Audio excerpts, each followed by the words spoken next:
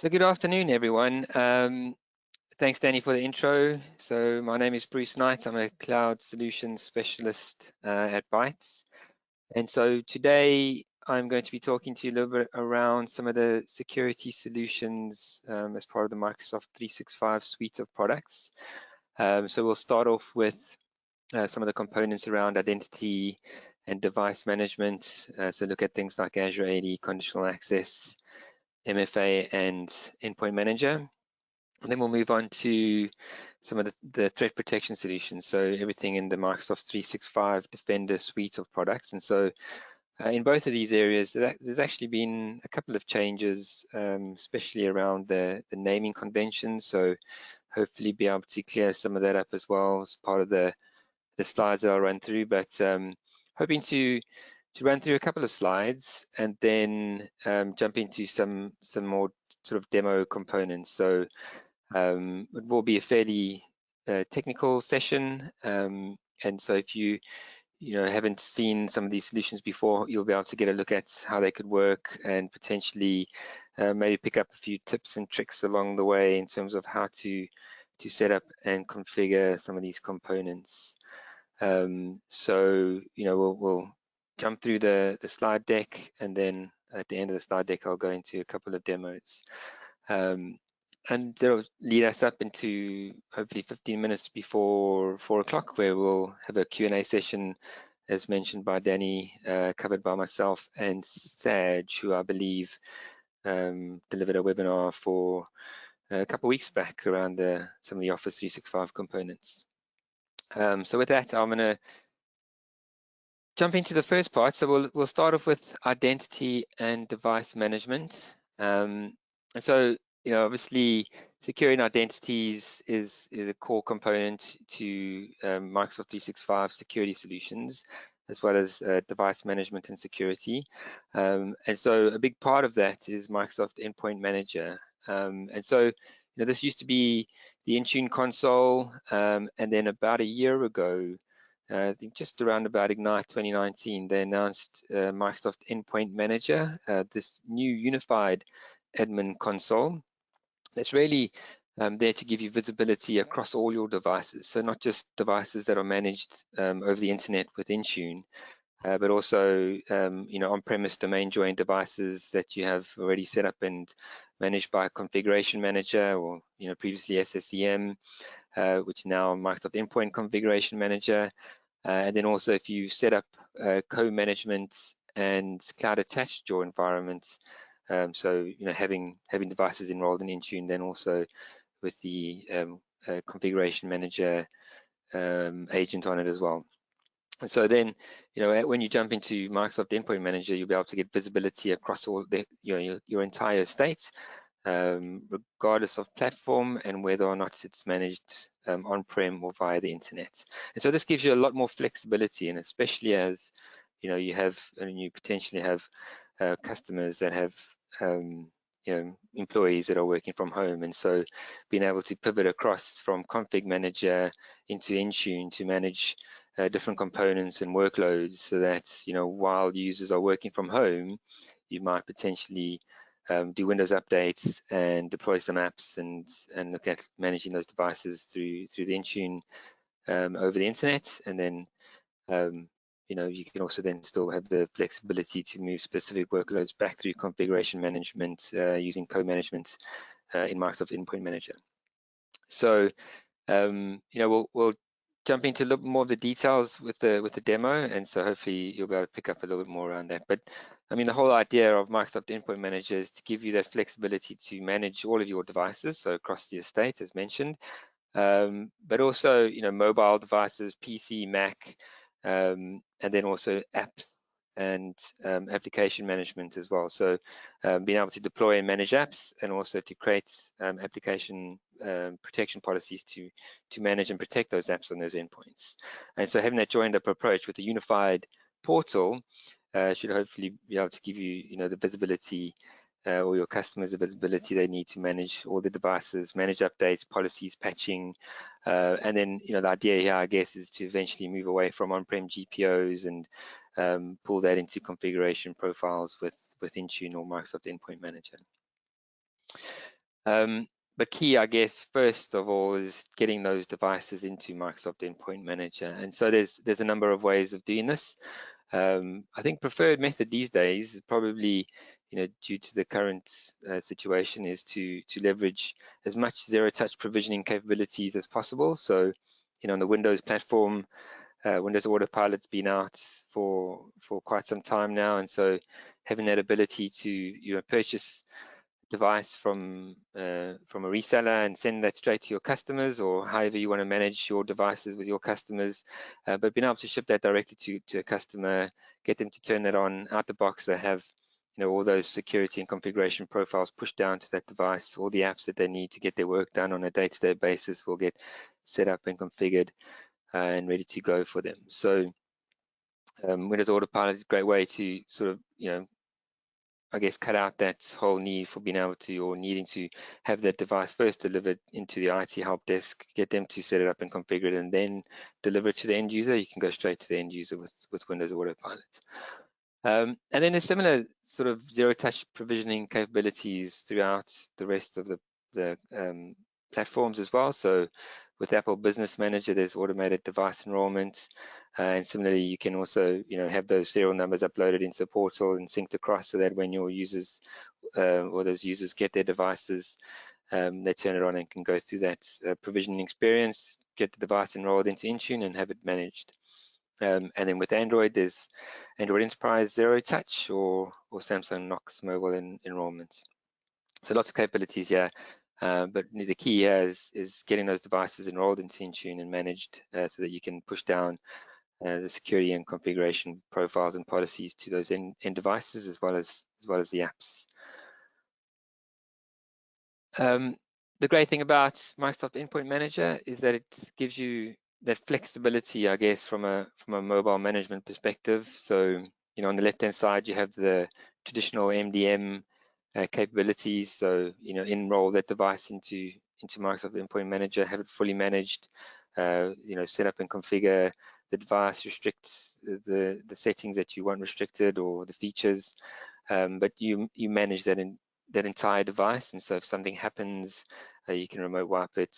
There's lots of device actions you can sort of take on that device, but that device is sort of for a corporate owned perspective. And typically end users who have their own personal devices would be a little bit hesitant to enroll their own personal devices into an MDM solution. So Microsoft have something called mobile application management on the right hand side, and with that you can create application protection policies to protect the apps on that personal device. So in the BYOD scenario, a user wouldn't have to enroll their device, but you could still, I guess, from an IT perspective, be confident in knowing that you're protecting the applications that are running on that personal device. And so, lots of capabilities built into app protection. You can, prevent users from copy and pasting from personal to business or business to personal. And if, once again, something happens to the device, you can remote wipe just the business data in those managed apps. So we'll jump into a little bit more detail around that as well, and I'll show you where to set up and configure that. But that's kind of looks like a scenario where you may have Outlook as a managed app, Excel, Word, and OneDrive. And so if you get an email into Outlook, into your work profile, you can copy, cut, paste into other work apps or business managed apps like Excel, Word, or OneDrive, or SharePoint, but you wouldn't be able to cut, copy, or paste or move data into personal apps like Google Docs or OneDrive Personal, for example. So lots of value, I think, in app protection or mobile application management capabilities. And there's also, if you're kind of new to application protection and you're not too sure on where to start, there's a URL down at the bottom of the slide that will take you to an app protection framework. And so this will give you a good understanding, I guess, on the different levels of app protection that you can create through those policies. And so, there's a good framework to look at in terms of level 1, 2, and 3. So if you have a really highly regulated customer, and they don't want to enroll devices but still want to have a good level of security and mobile app protection, then you can look more towards level 3 type data protection or app protection policies. And if you have somebody maybe that's on the other end of the scale, you could look through the level 1 capabilities. But have a look at this URL at the bottom for more information around the app data protection framework that Microsoft has and has published online. And then it's also something called app configuration policy. So this is a great way to set up and configure the apps on that device. So once again, still without enrollment, you can create app configuration policies. So, specifically, I guess for the 4 apps that you see at the bottom of the screen, for Edge, you can do things like restrict specific websites from being accessed. So you can have a block or allow a list of URLs that they can browse to on that managed Edge application. For Outlook, for example, you can set up the account so that when they launch Outlook for the first time, they wouldn't have to put in their email accounts, and then set up things like focused inbox, biometric sign-in, and a couple of other things as well. And then there's a couple of things happening with Teams, but still in preview for that. And so hopefully they'll be bringing more Teams app configuration settings as time goes on. So shifting away from device management to identity, and obviously, as mentioned a little bit earlier, that identity is sort of that core control plane now, especially I guess as more and more of your customers may be working from home, and so this is probably one of the things that most organizations have set up already. And so setting up single sign-on with Azure AD Connect and syncing your on-premise identities into Microsoft Azure Active Directory should hopefully not be something that you're not unfamiliar with or familiar with.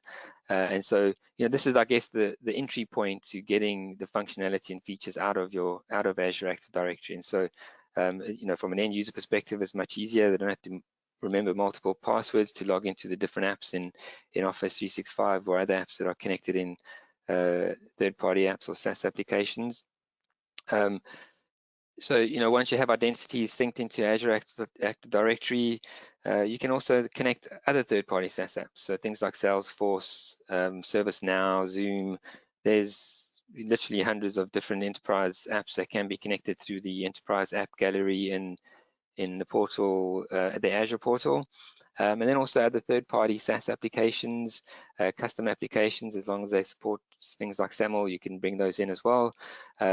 Other cloud platforms, so apps that you may be running in AWS or Google Cloud or Azure can also be connected in for single sign-on and take benefit of Azure AD premium functionality, for example, and then also your on-premise apps. And I think this is a good one to have a look at, especially as more and more organizations are starting to, I guess, struggle with VPN infrastructure as users and more users are working from home. Puts a big strain on VPN infrastructure. And so if you can alleviate some of that by publishing it through Azure Active Directory using Azure App Proxy, you can move some of that traffic away from a VPN and send it over the internet, for example, but still have it protected with all the the good integration capabilities of Azure AD. And so once you have all your identities in Azure AD, you've published all the apps up there, you can provide a single portal to those end users then that have access to then all the apps that they need to get their work done on a day-to-day basis. So all the Office 365 applications that they're familiar with, things like Teams, OneDrive, SharePoint, but also the other third-party apps. So everything that they need to do will be available through the My Apps portal. And also now you can have those available through the normal Office.com login screen as well. So you'll have your Contoso apps, or you'll have your productivity apps, and then your all apps, including your on-prem ones that are published through App Proxy, as well as the other third-party apps like Salesforce, ServiceNow, LinkedIn, etc. And then I guess, so once you have identities and apps all published and in Azure AD, the next thing to think about is authentication. And so authentication is a key part of being able to protect yourself from identity attacks. And so, if there's one thing you want to do for your customers is make sure that they've turned on multi-factor authentication. As you can see at the bottom, 99.9% of identity attacks can be avoided just by turning on multi-factor authentication. And there's a number of ways to turn on MFA depending on, I guess, the type of license your customer may have, and I'll talk to you a little bit of how you can enable MFA. But typically, there's sort of 3 ways that you can turn it on. There's security defaults, so everybody has access and can use security defaults. That's a sort of on-off switch for MFA. And then there's the Office 365 MFA capability, so the ability to change the user state, turn on or off MFA. So that way, it's you can choose which users have MFA. And then there's the conditional access, I guess the preferred method these days to turn on MFA. And that allows you a little bit more flexibility in how and when users may get challenged for a multi-factor authentication prompt. And so I'll jump into the portal in a minute and just show you exactly where all those settings are and how to get going with MFA. I think it is certainly something that just about every organization should be looking at.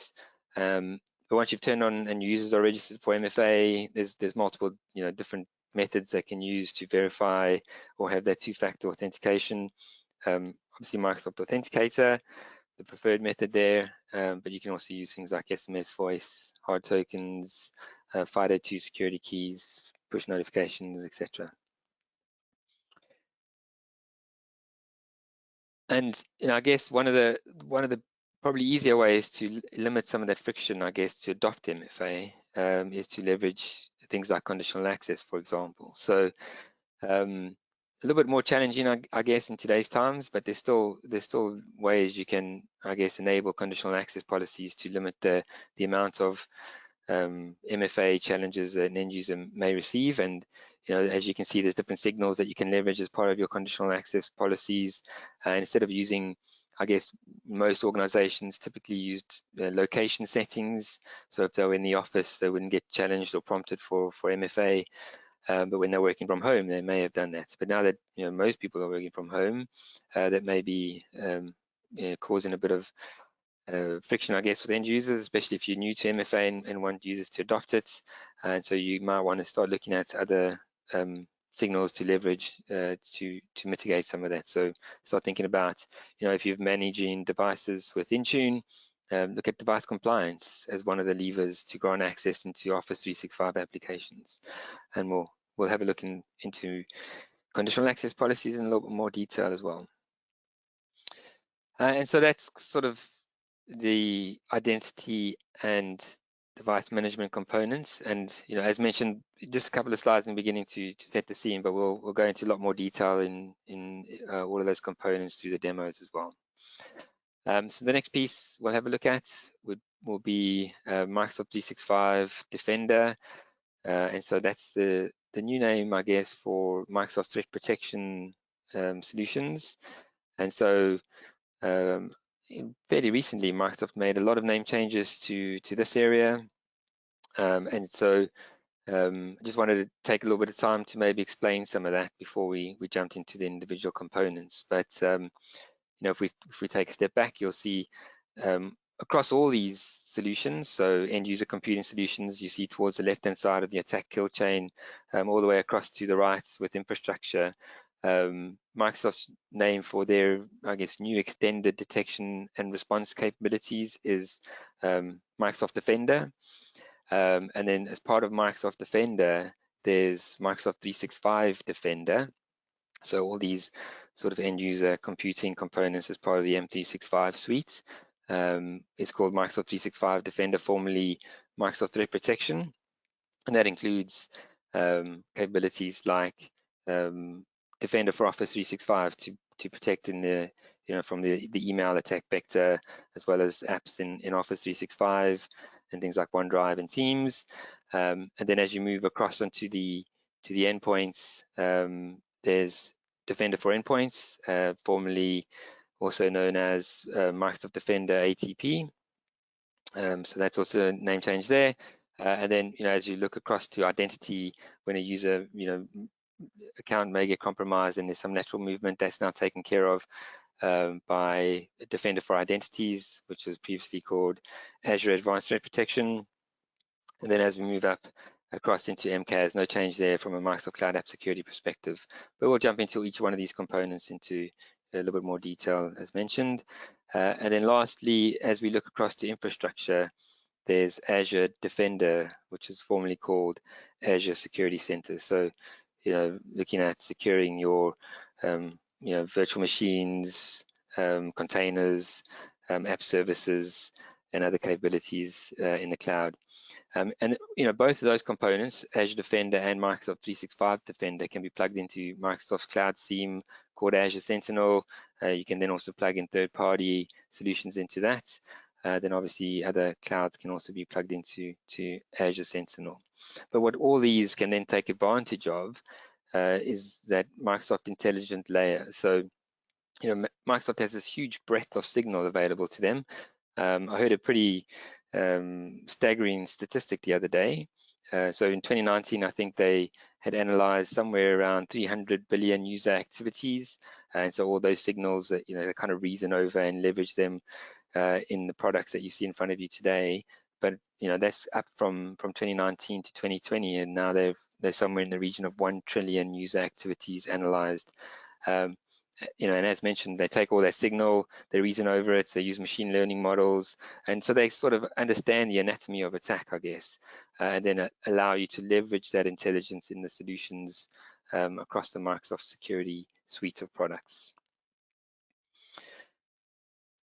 And so if we look at the first component, Microsoft 365 Defender, that's kind of the, I guess, that single pane of glass now to be able to correlate alerts from all those other tools, so identities, endpoints, Office 365 with email, and things like OneDrive, so alerts coming in from there, and bring them all together into a single pane of glass, so that instead of you having to, when there is a potential threat, jump into Defender for Identities, Defender for Endpoints, Defender for Office 365, do your investigations, bring that all together to see if any of them are related.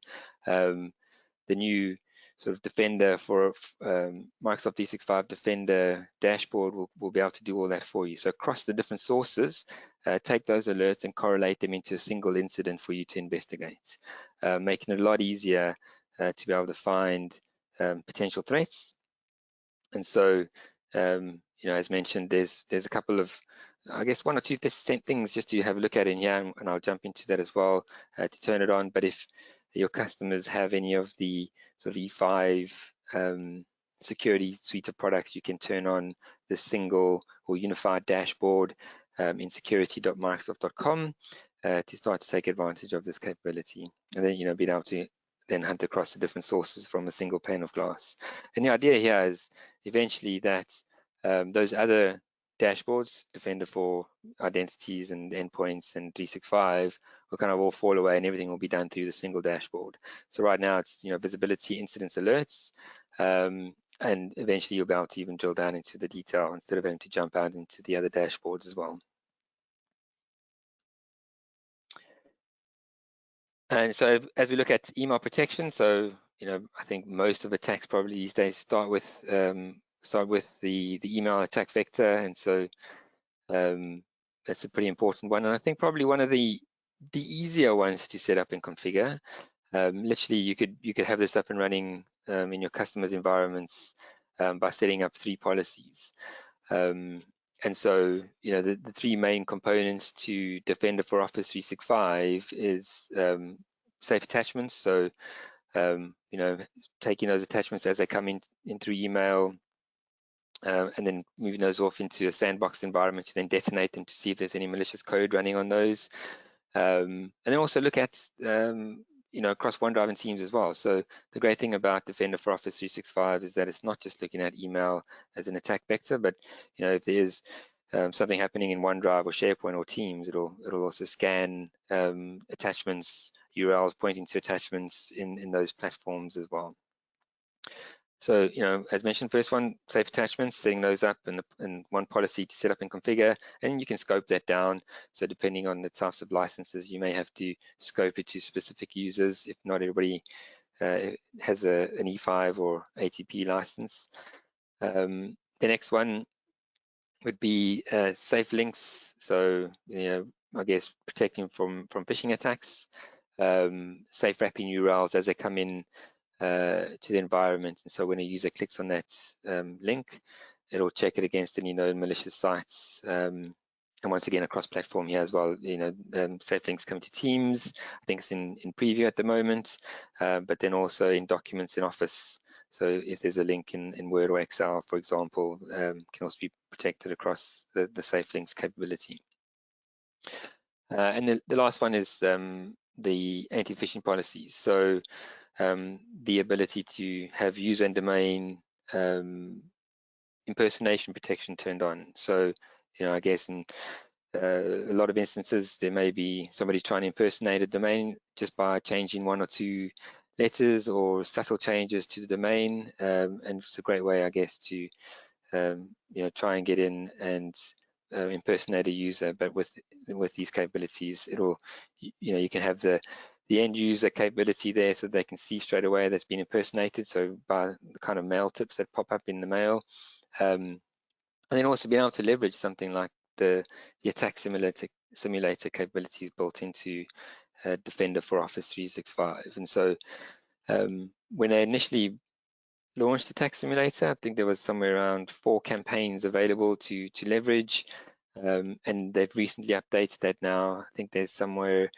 in the region of about 49 payloads available for you to then create these campaigns, send them out to your end users to see whether or not they're going to click on potential phishing emails, and then lots of analytics around that. So, who clicked on the URL, did they give out their credentials, how long it took.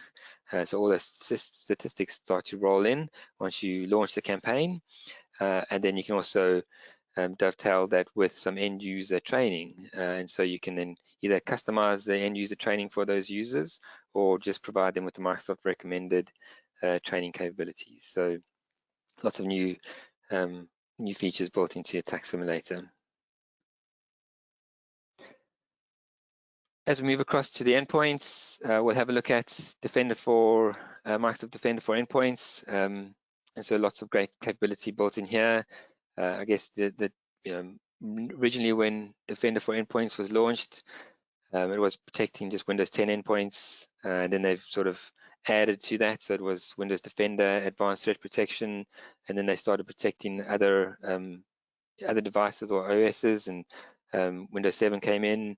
Then they started bringing in things like Mac OS, and now you can even protect Android mobile devices as well, and as well as server devices and Linux.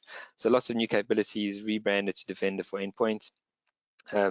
And also to start off with, I guess, just the EDR capabilities, so the endpoint detection and response capabilities, but they've brought in a whole host of new features into this tool as well. And so we'll look at some of those. We'll look at the incidents, alerts, and the new threat and vulnerability management capabilities, as well as web threats. And so how you can protect your users from, I guess, blocking them from going to sites that you don't want them to browse to. And so you can use content-based category protection there, and that's a fairly new capability that's coming as well. So 1 or 2 things you need to do to be able to see that in the Defender Security Center, and so I'll take you through that as well. Identity protection. So this is Defender for Identity. So previously Azure ATP, and I guess originally came from Advanced Threat Analytics, an on-prem solution. But this is really there to, I guess, bring in your customers' on-premise Active Directory environment, so that you can start to have a look at some of those signals that might be coming from on-premise. So as users start to log into Active Directory with Azure ATP turned on, it builds up a profile, or I guess a security graph of its own, starts to understand where the user's logging in from, which devices they log in with, and then builds up a profile of that user. And so if they then start to do something out the ordinary, it'll pick up those anomalies and push it out to this attack timeline. And so then you'll be able to see, if there's suspected identity theft, for example, and a user has lateral movement in the organization, privileges are elevated, and all that will kind of be visually represented through this attack timeline, and then be able to do some user investigation specifically around some of the high threats, I guess, in your environment. So it brings in the on-premise AD signal, as well as then with Azure ATP, you can bring in things from Azure Active Directory into the mix as well. And so you get a much more, I guess, well-rounded picture on what's going on in those environments. And the last solution here is Microsoft Cloud App Security. And so once again, really great tool, lots of functionality here. The app discovery piece, the ability to be able to bring in app proxy and firewall logs to get a good picture on, potentially which apps users in the organization have been browsing to, how much data goes up and down between those cloud apps and that user. And if you've connected or onboarded Windows endpoints into Defender for Endpoints, you can have that tight integration with Cloud App Security, so you can pivot to the Windows endpoints view rather than having to rely on proxy and firewall logs like snapshot data. You can get ongoing sort of Cloud App discovery data by onboarding devices in through Defender for Endpoints. And so that way, when you do discover those applications and you decide, well, you don't want this app to be browsed to, or you want to unsanction an app, you can unsanction it in Microsoft Cloud App Security, which then writes it back into Defender for Endpoints and blocks the user from being able to browse to that site. So for example, you pick up there's a number of users going to Facebook, you unsanction it in MCAS, that talks to Defender for Endpoints, writes an indicator for that into Defender for Endpoints and says block users from going there, and because those devices are onboarded into Defender for Endpoints, when they try and browse to that site, it'll block them. All this is done agentless. So regardless of whether the user is browsing to those sites from home or from the corporate network, it'll block them from being able to get to those sites or those cloud apps, for example. So that's a sort of app discovery piece, but there's lots you can also do in here to pick up anomalous behavior. So things like impossible travel, mass downloads of a document library in SharePoint or OneDrive, mass deletion activities, suspicious mailbox forwarding rules, all of that can be picked up through policy alerts in MCAS. And then you can have a level of automation built into this as well. So, when it does pick up one of these activities, what do you want to happen? Suspend the user, reset password, or if it's maybe a sensitive file that's publicly shared, you may want to quarantine that file or make it private or encrypt it, for example. And so all of that can be automatically implemented through policies in MCAS. So lots of great capabilities built into MCAS, and we'll hopefully jump into that, and I'll show you around the MCAS tool as well. And the other, last piece to MCAS is the ability to connect apps. So bring Office 365 and other third-party applications in through MCAS using reverse proxy capabilities. So then you're able to do things like real-time session monitoring, block downloads, or maybe even block specific files from being downloaded that have an AIP label attached to it, for example, rather than blocking all downloads. So lots of things you can do with bringing apps back through MCAS. And that sort of makes up then the entire kill chain alignment. So if you look, across the kill chain, the Defender for Endpoints or the Defender Microsoft 365 Defender suite of products will hopefully cover you across that whole entire kill chain. Another interesting piece to have a look at is, Microsoft over the years has spent lots of money investing in their security solutions, and I think it's starting to pay off. So they've you'll see across the Gartner Magic Quadrants, and I think this is from 2019, so this has improved in some of the areas over the last year as well. but they're generally top right in the leader quadrant for all of these security components now. So let's jump into the demo section. Hopefully, a good overview to get going with. But I think, as we go through the actual demo now, hopefully you'll be able to pick up some tips and tricks to then use with your customers, as you talk them through some of this capability. So let's jump into Microsoft Endpoint Manager. And so once again, as mentioned, this is Intune. The new name is now Microsoft Endpoint Manager Admin Center, and so this is where you set up and configure and manage your devices, as well as the apps that you might want to push down to those devices. And so there's a couple of components to Endpoint Manager. We look down the left-hand side here. We'll start off with devices. You can enroll Windows, iOS or iPads, Mac OS or Android devices into Endpoint Manager. And as mentioned, there's a whole host of different ways to get devices into Endpoint Manager. If you have existing devices, typical way would be using a GPO to enroll if they're already Azure AD joined or hybrid Azure AD joined. But you can use Windows Autopilot to get them in here. You can manually get enroll a device into Intune using the company portal app, for example. But each one of these platforms have different enrollment methods to get them into Microsoft Endpoint Manager.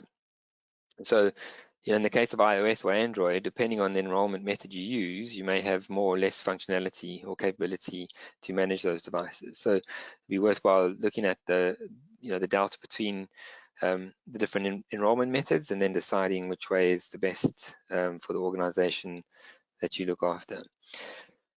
But we'll focus a bit of our time around Windows to start off with. And so, once again, getting devices, whether they're corporate issued devices or personal. And so we see a lot of customers, also getting users who have their own personal devices enrolled into Intune. And so, if you've set up Windows enrollment and automatic enrollment capabilities, when that user adds their workplace accounts or through company portal, they can have devices automatically enrolled into Intune, and then you can manage those devices as well. And then the great thing is, once you have devices enrolled into Intune, you can start to leverage device-based conditional access policies. But we'll jump into conditional access in a minute. And so setting up an automatic enrollment, typically, first piece you'll do, and so you can do that for all users or for a specific set of users. And if you're I guess starting out, you probably want to have a pilot group of users, set it up for them first, make sure it all works, and then you can expand your scope using a bigger user scope, or then eventually move it across to all. So set up enrollment. iOS and Android, you'll have other enrollment methods or capabilities that you can set up, but pretty much all of them work on the same premise: enrollment, compliance, configuration.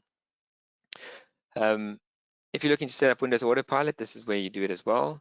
And so if you want to manage that process for your customers, you can upload that CSV into the devices components of here. So this will then bring all those brand new devices, upload the serial numbers, manufacturing names and models, and then you can assign those to end users, so that when they connect to Wi-Fi the first time and it downloads the Windows Autopilot profile, it'll say, welcome Alex to Contoso, please put in your password.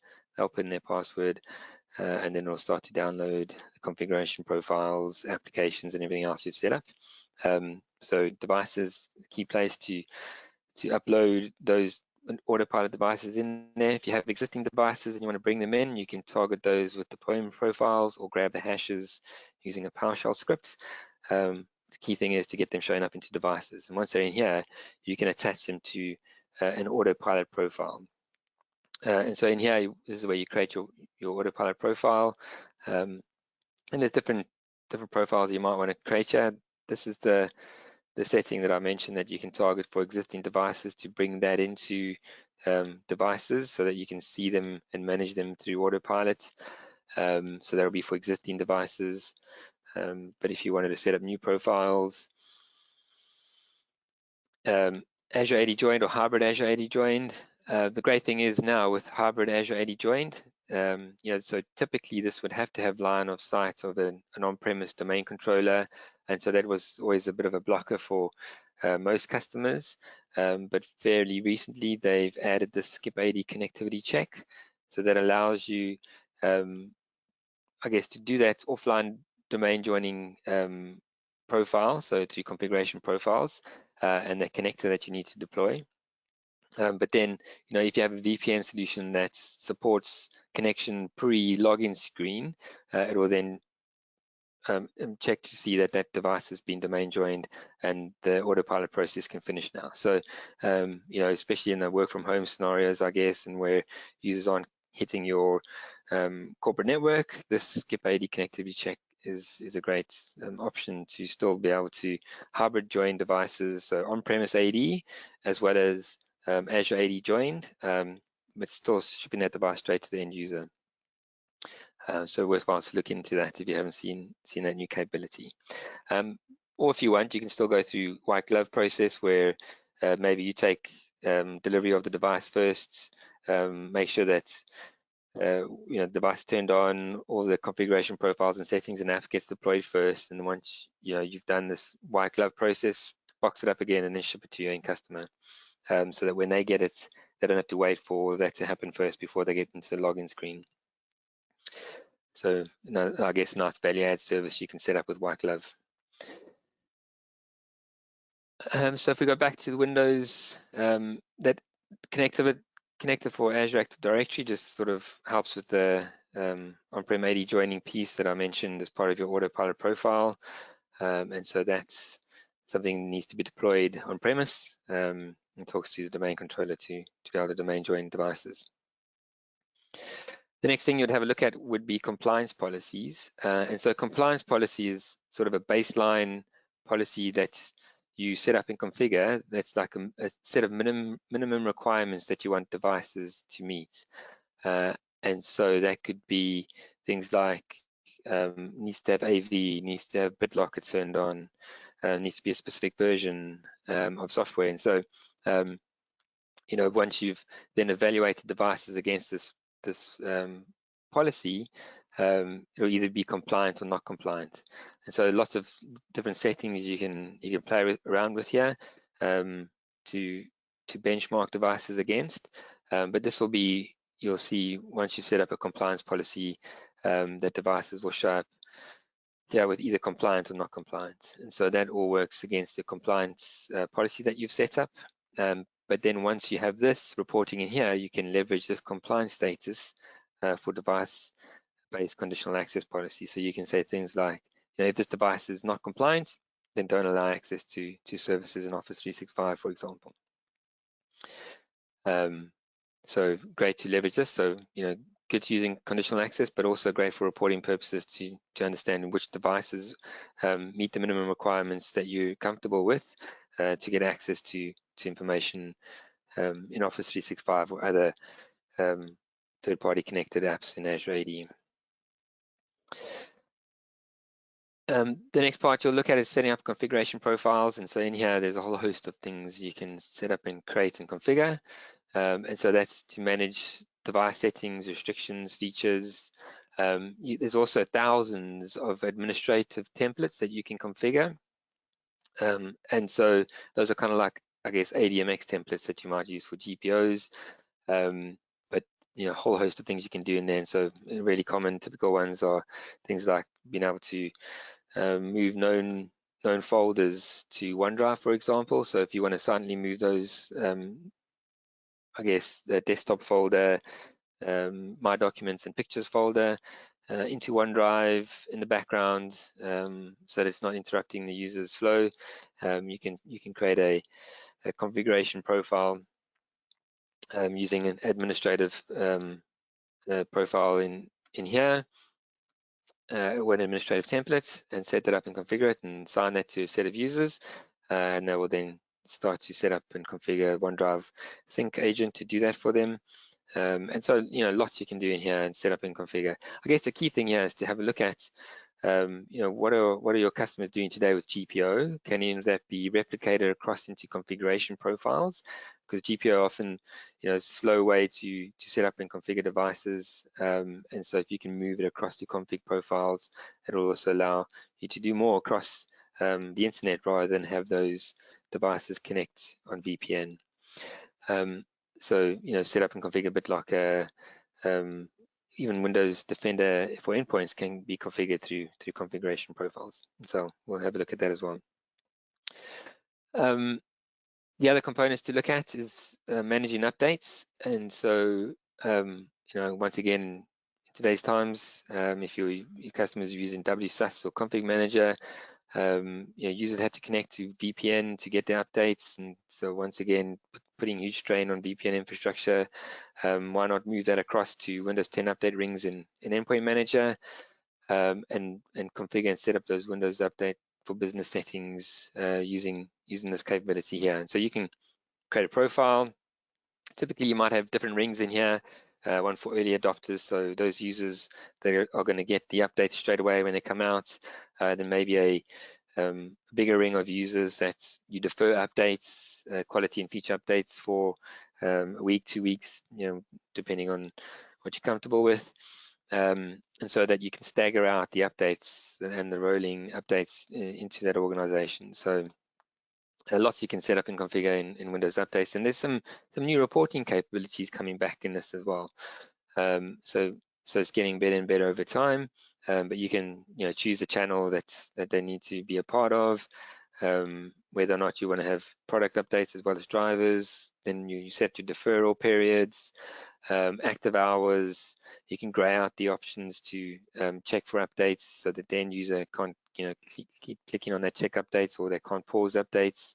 And then you can also manage deadline settings as well. So what needs to happen when the deadline and grace period are reached, manage all of that through update rings. And so if you do have the different rings available and assigned to different devices, if the early adopters get the first update and you pick up there's something wrong, you can then jump in there to the other rings maybe and pause them up until that gets resolved, and then unpause again and allow updates to resume, for example. So a really great feature there. The next piece you might want to also have a look at, and kind of works, I guess, in conjunction with Windows 10 update rings, is Windows 10 feature updates. And this is the ability to lock a device into a specific build. So maybe you want to stay on build 2004 for a while. You can create a profile here, lock a set of devices into that build, and so create the profile, set it up, assign 2 devices, and away you go.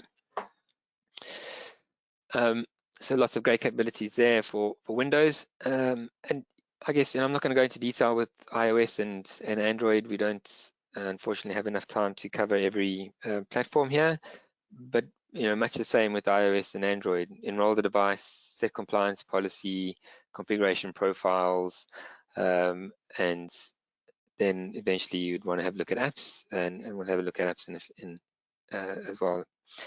So the next part here is applications.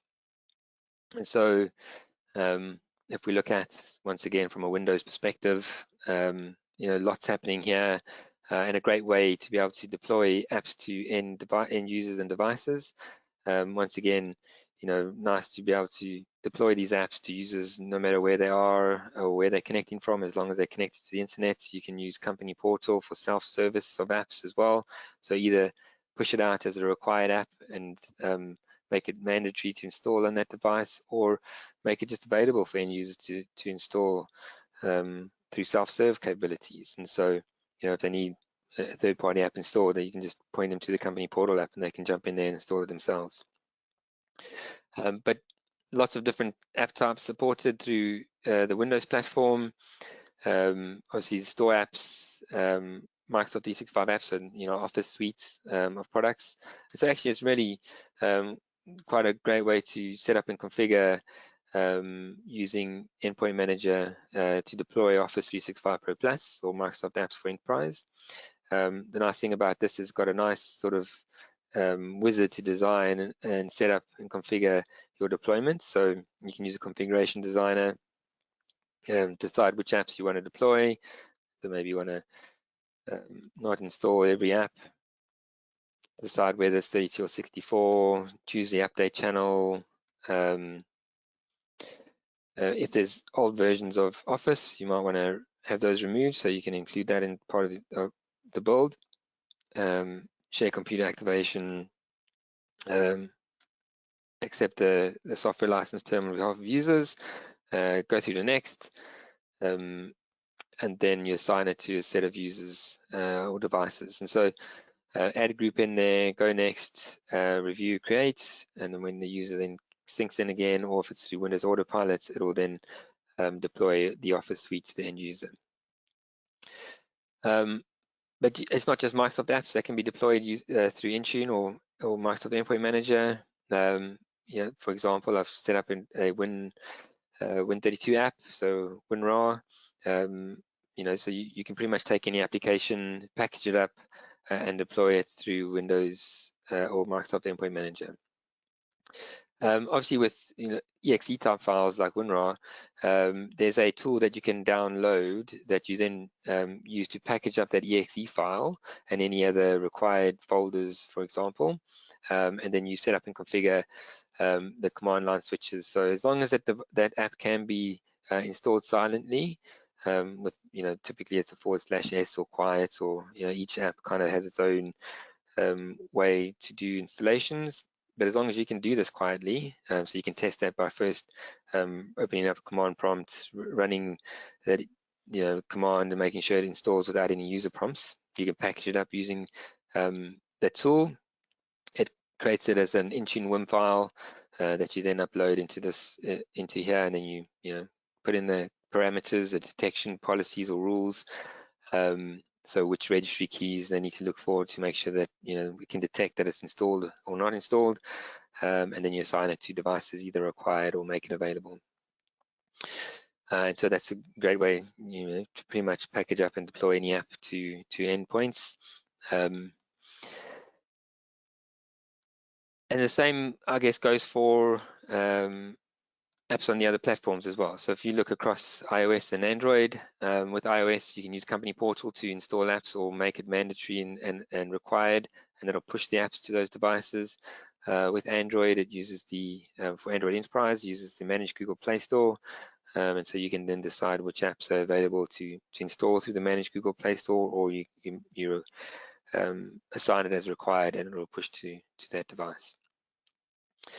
The next piece to have a look at is app protection policies, and so in here, this is where if once again you don't want, or users don't want to have their devices enrolled into Endpoint Manager, you can create an app protection policy to still protect the data in those apps without enrollment.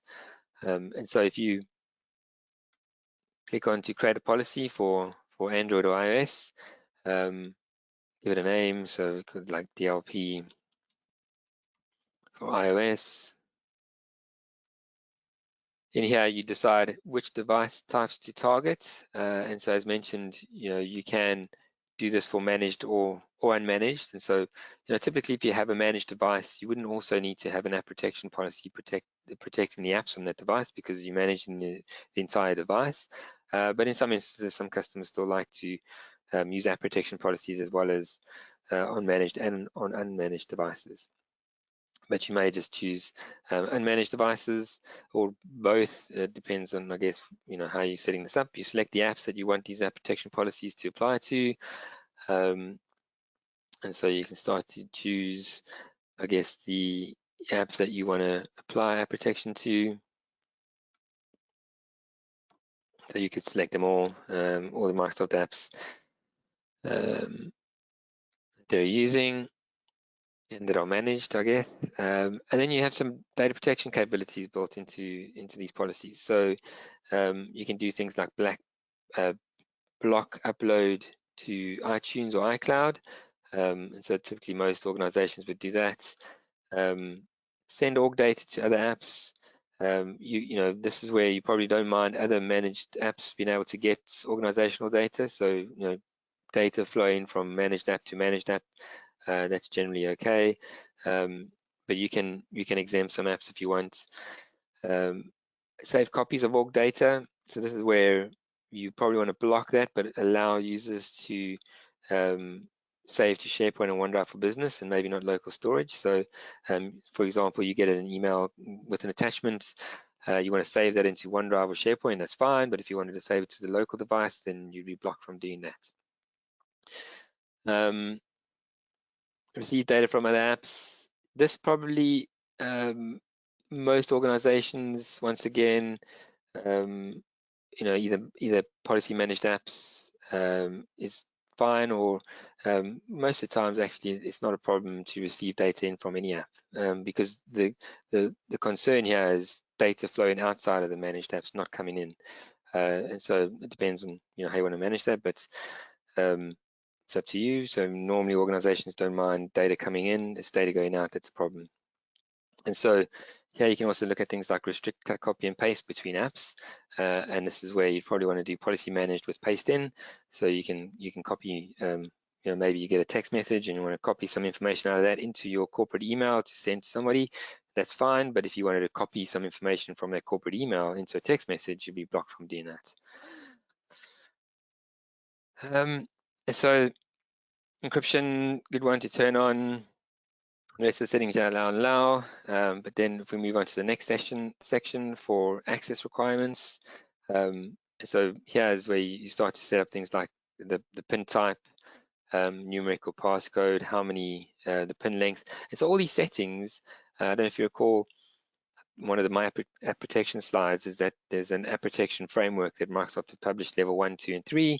And so there's lots of these sort of requirements. And, for example, level 3 might be a 6-digit or an 8-digit password, more complex. So you can have a look at those guides to understand, what may be best in terms of setting it up. These are just typical things that I see talking to customers. Override biometrics, depends on that one. Some customers have a different view on that. But you'd look through these settings and then set them up and configure them. And then lastly, you'd go through conditional launch capabilities. So what happens when they put the PIN in wrong, reset PIN or wipe data? Typically, you're not going to wipe data. You might just get them to reset PIN. But also you can do things like what happens with jailbroken or rooted devices, you can block access or wipe data. You can also set things like minimum OS versions, device models, and device threat level if you're using ATP for Android, for example, or other third-party threat protection capabilities that can be integrated in as well. And so that's the app protection piece. And so we'll jump now into endpoint security. So this is a sort of combination of configuration profiles that we had a look at earlier on, but all sort of in the security context. So, for example, I could jump into disk encryption and it'll only show me the settings to set up and configure disk encryption on endpoints. So rather than me going to devices configuration profile, then searching through hundreds of settings to find the disk encryption capabilities, it just shows me the settings that I need to do disk encryption. So when I create a policy in here, I don't have to sift through all the data to find the BitLocker settings. It'll go straight to BitLocker, and I can set up and configure this device for BitLocker. So just a quicker and easier way. So you'll see just BitLocker settings that I need to set up and configure. And so the same goes for antivirus. So if you're setting up and configuring Defender AV, doing it in here rather than in devices configuration profiles would just limit those profiles to be the settings that you need to configure for AV. And so much quicker and easier and more simplified approach to creating these profiles or policies for end devices. So AV disk encryption firewall will sort of categorize nicely, so you can jump into all these and set them up. Endpoint detection and response, so that's for Defender for endpoints, config profile. ASR rules, so typically setting up and configuring attack surface reduction capabilities on endpoints using things like GPO can get a bit complicated, but using Microsoft Endpoint Manager, once again, jump in here, create a profile, and you'll get just the attack surface reduction rules. Instead of having to sift through all that data, you can jump in here and turn on some of those rules through a configuration profile. So yeah, just the settings relating to ASR. And so you can set them up, configure them, apply them, and assign them to users. But a quick way, I guess, to have a look at all these components, you can go into security baselines. And so Microsoft published a list of best practice security baseline settings. And so you could jump into, say, for example, the Windows 10 security baseline profile, create a new profile. And what happens here is Microsoft looks at all those settings across ASR, AV, disk encryption, feature restrictions, everything, and then set them up to best practice. And then you can have a look at those settings and apply them to devices exactly how Microsoft's configured it, or you might want to tweak a couple of things. So if you go create profile, there you'll see, and there's so many settings that are set to best practice in here. But if there's something specifically you want to turn off, good idea to test this on a few devices before rolling this out into the entire organization, because there will be things in here that maybe are conflicting with GPO, or that you can't turn on because of specific reasons why not. So test this out first. Make sure that if you're applying it to devices or users, that it still works the way it needs to work. But one thing's for sure, if you do set up and configure devices using these best practice tools, it's going to be obviously a lot of settings and configuration changes made to those endpoint devices to make them as secure as possible.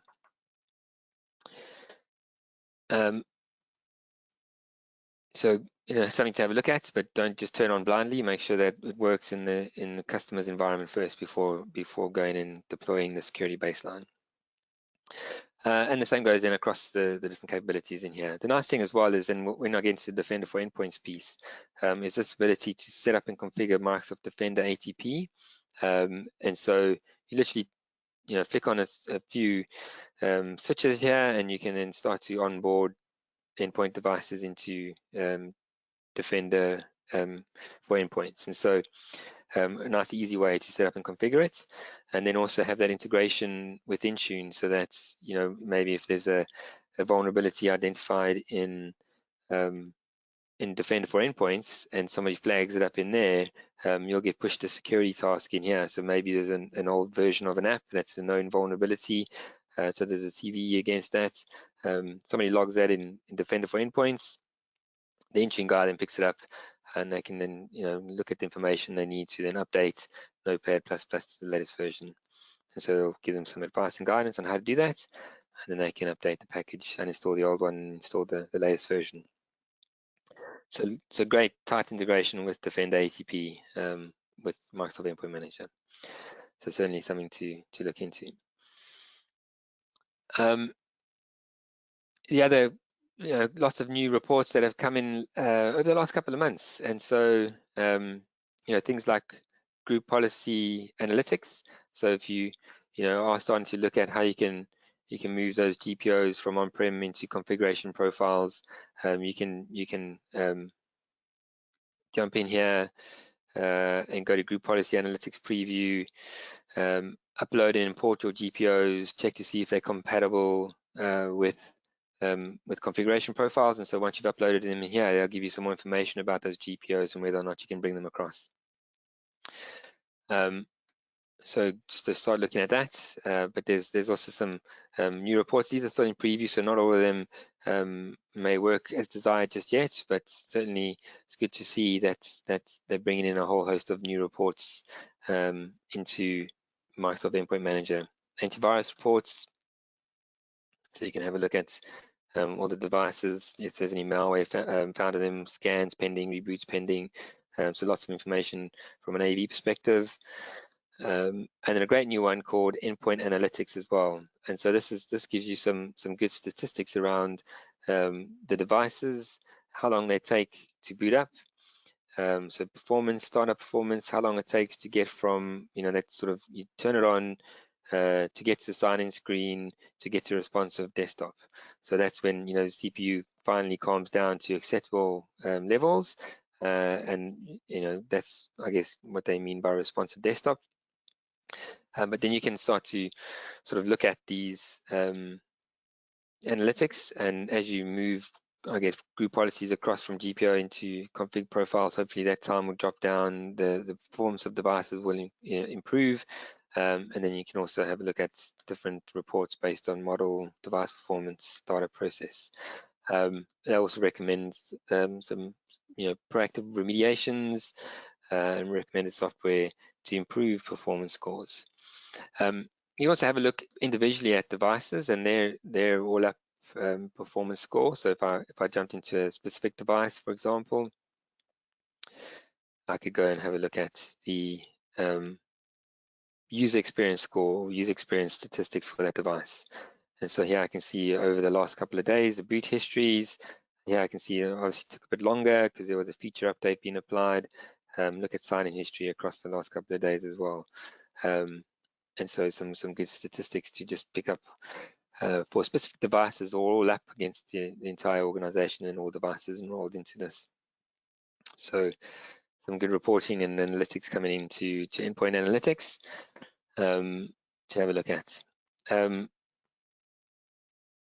And so that's pretty much, well, I guess we'll take some questions at the end of this, but I don't want to spend too much more time on Microsoft Endpoint Manager because we have a lot to cover still.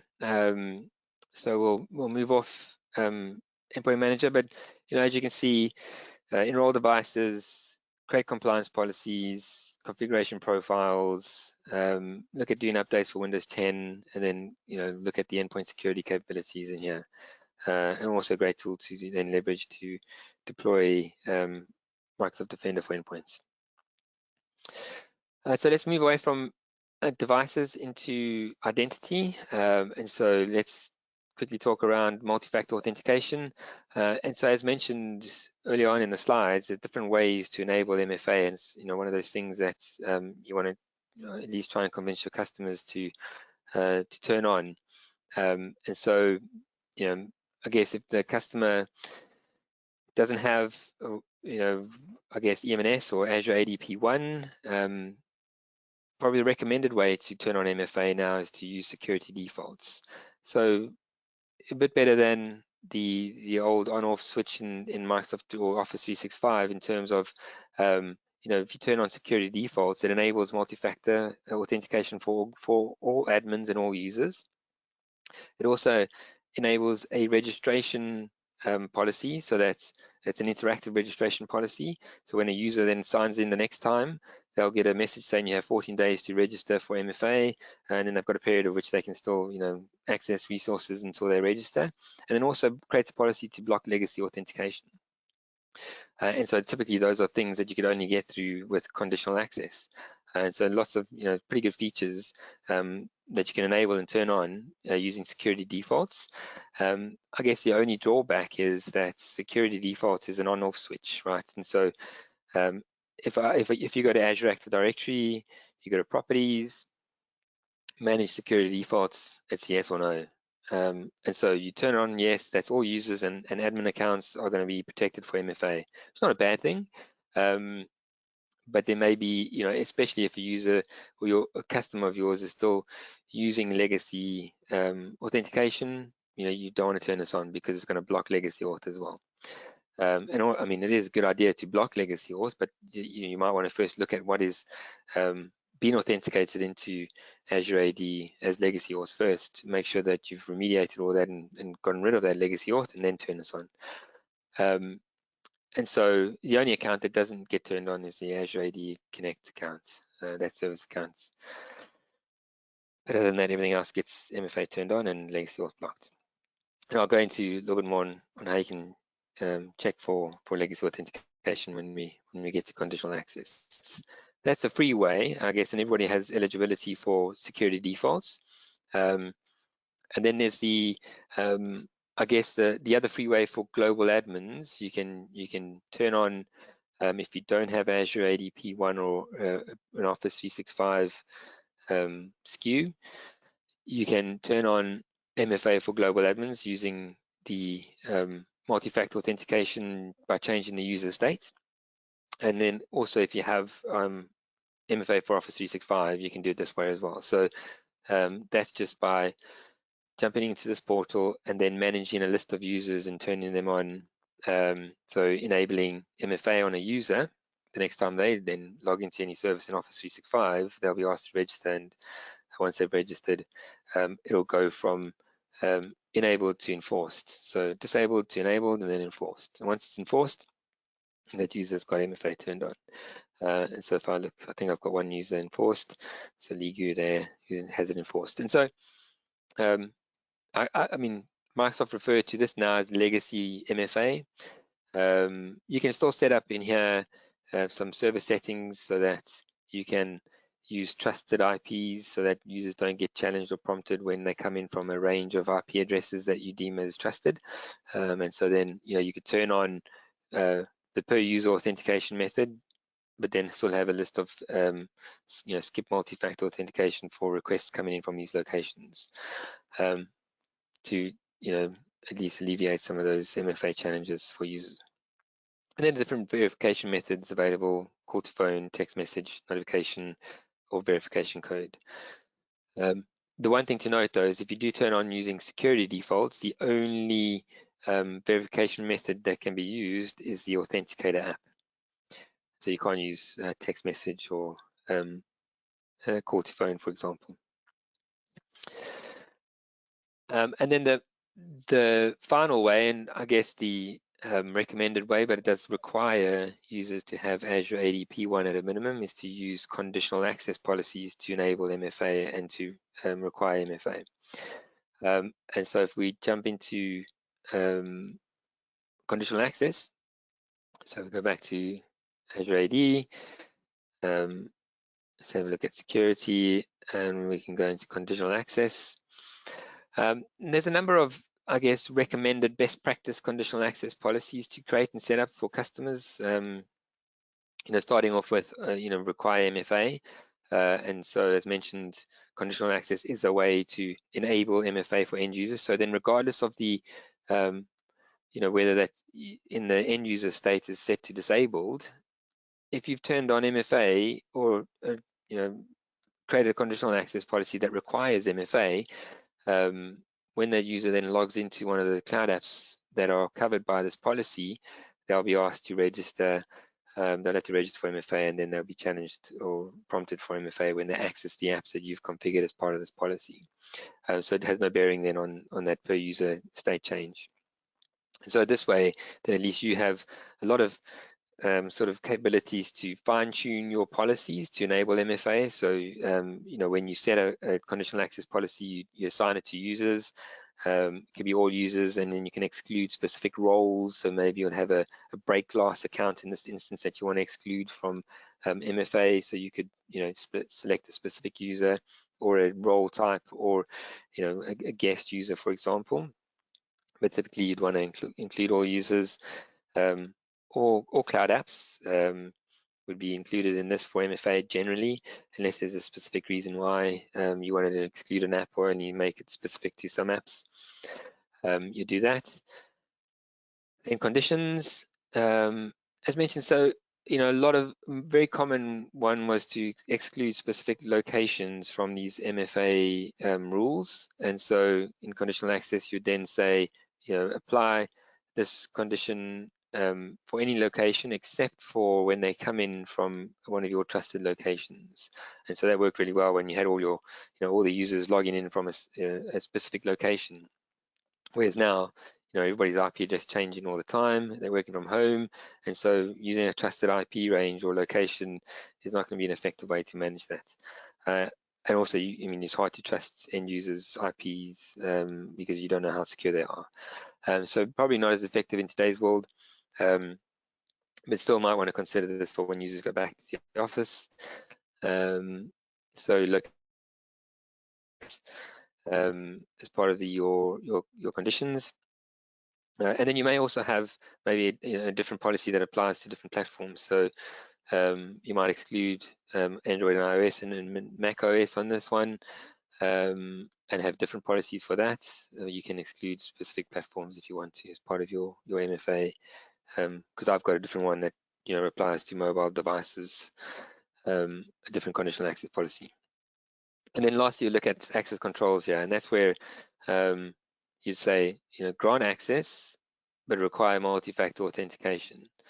The other two things you can start to play around with as well are things like require device to be marked as compliant, and that's where the device is enrolled into Intune or Endpoint Manager and shown as compliant, so they meet the minimum requirements. Also, you can have a look at using require hybrid Azure AD joined device, so those devices are domain joined and hybrid Azure AD joined. And so you can trust those devices and then allow them in. So you could say in your conditional access policy, grant access, require, but one of these controls has to be met, or all of them. So if you really want to get strict, you could say it needs to be, they need to MFA, they need to have a compliant device and a hybrid Azure AD joined device. So then if somebody comes along on their own personal device and they try and access OneDrive, SharePoint, it's not enrolled into Intune, they'll get a message saying you can't get there from here, your device is not compliant, and they'd have to enroll the device into Intune. And obviously enrollment, you can have, can only enroll if they go through MFA, or so you can secure down enrollments as well. So some effective ways then to manage this, and so especially now, I guess, as users could be working from home and you don't want them to get challenged for MFA every time, you could say the device can be marked as compliant, or they have the MFA, and so you can choose one of the controls to gain access rather than maybe require all the controls. So in each one of these instances, I think you have more confidence knowing that you can trust that either the user and his identity, and they've got a second factor authentication, or you trust in the user's identity plus the device that they're coming in from. So things to think about in this conditional access policy. But another way to then turn on MFA for users. But the ability to then have different controls to use in this instance as well. Some other common conditional access policies. So the block legacy authentication one. And so this one, you typically target all users and devices unless you have a service account specifically that still needs legacy auth. But knowing that legacy auth isn't as secure as modern auth these days, and you can't use MFA, so it is still a security concern. And so you want to try and get every user covered with this, block control. And so you target all users. Look at your cloud apps, so all the cloud apps on this one as well. But in here, you go to conditions. And you'd have a look at which client apps you want this to apply to, and so you choose legacy authentication clients. So tick those two boxes there, and then you would block all access from those conditions. So the two apps that we spoke about, legacy apps, block access when any legacy app tries to access any service in Office 365, and that way effectively blocking legacy authentication in that tenant. And so before you do this, you could turn on report only mode so that you can then just monitor to see whether or not there is still any legacy authentication happening. So when you you pivot to the user sign-ins, you'll be able to then check to see if that conditional access policy was applied in specific scenarios. So you can have a look at a sign-in, go to a user, go to the report only tab and see whether or not that policy would have triggered. Another good way to check whether or not legacy authentication is still happening in that organization is to add a filter here. Go to client app, apply, and then check everything under legacy authentication clients.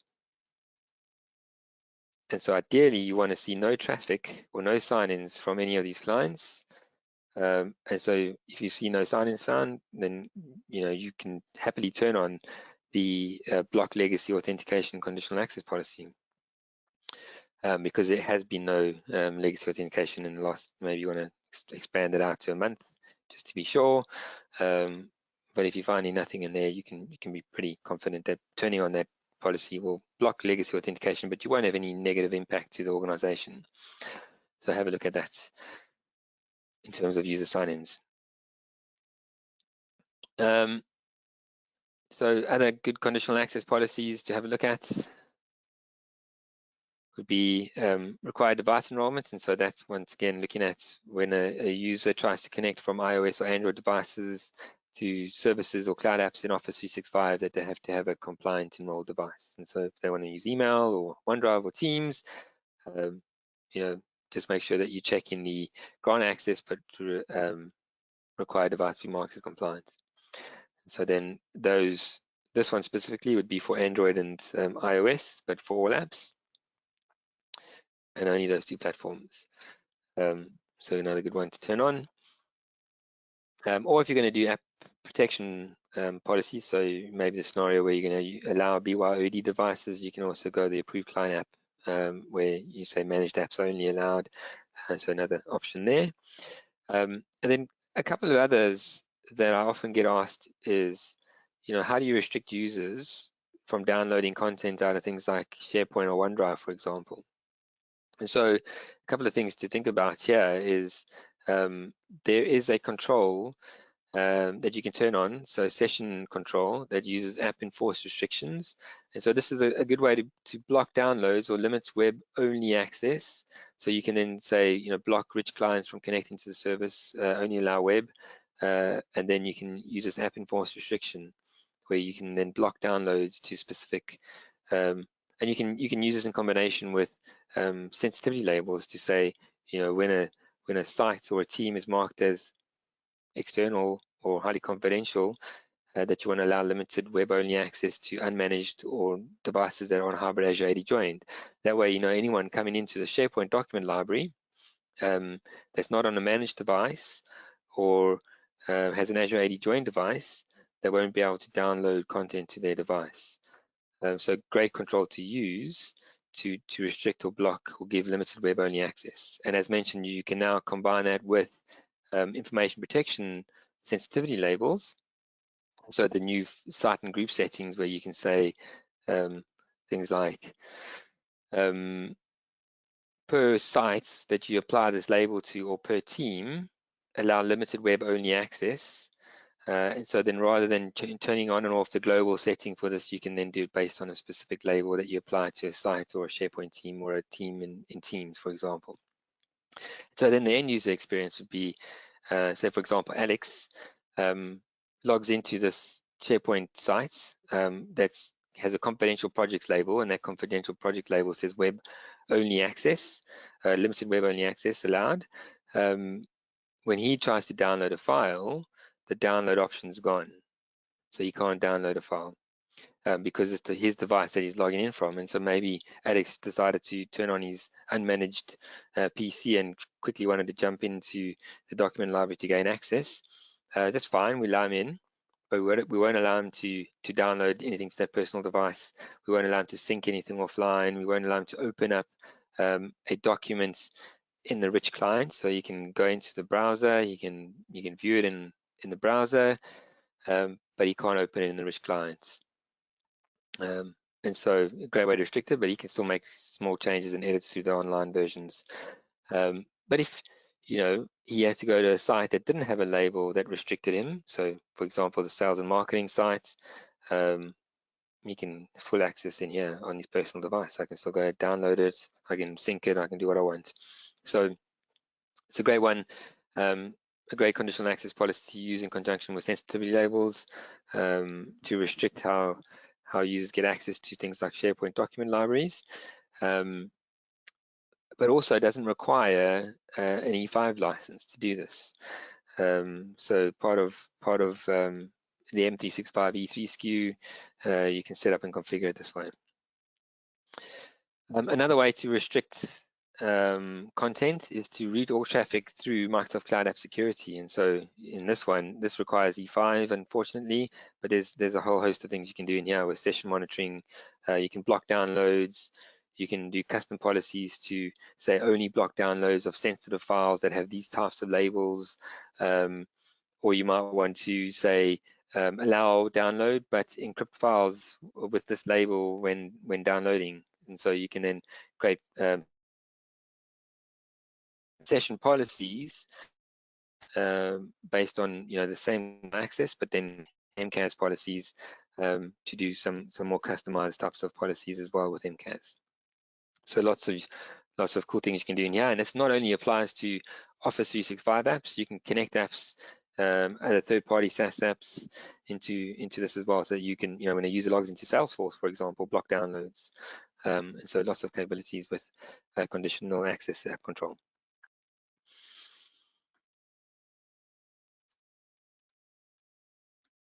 And so those are, some of the typical conditional access policies that you can set up using conditional access.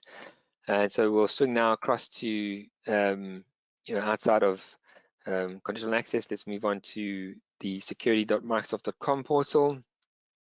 And so that's over here. And so this is kind of that sort of, new experience for all users to be able to get that single pane of glass. So as mentioned earlier, MTP, or the now Microsoft 365 endpoint capabilities, if you have any of the E5 components or the previous ATP suite of products, you can turn on this new MTP protection. So if you go to settings, you just have to jump in here and turn it on, and then you'll be able to see those incidents all flowing through into the incidents pane. And what's nice about this is it will look at events or alerts across the different sources, so across Cloud App Security, endpoints, identities, Office 365, and then correlate those all into a single incident. So it may be, when you look at that kill chain again, an attack came in from email, got to the endpoints, and maybe there's something starting to happen there. And so, with the single pane of glass, you can then correlate all those specific things into one incident and investigate, across the different sources. So rather than having to jump out and then you can jump in and start to know what's going on, see if there's any pending investigations that you need to take action on.